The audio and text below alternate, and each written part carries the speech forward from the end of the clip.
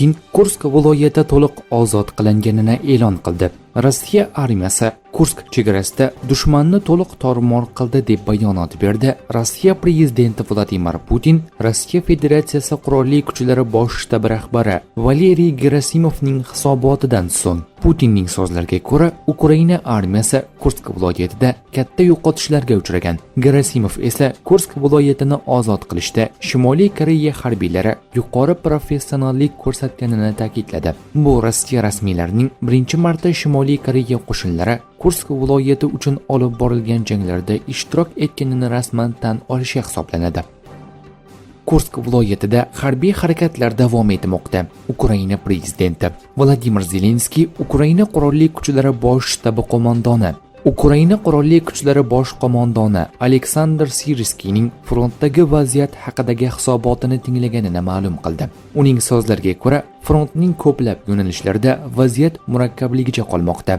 Bizning harbiylarimiz Kursk va Belgrad viloyatlarining ma'lum hududlarida faol mudofaa harakatlarini davom ettirmoqda deb yozdi Ukraina yetakchisi Telegram kanalida. Shu tariqa Zelenskiy Vladimir Putinning kuni kecha bergan bayonotini amalda rad etdi. Rossiya bosh shtabi rahbari Valeriy Gerasimov Putinga Kursk viloyati Shimoliy Koreya harbiy xizmatchilarining sezilarli yordami tufayli ozod qilinganini ma'lum qilgan edi.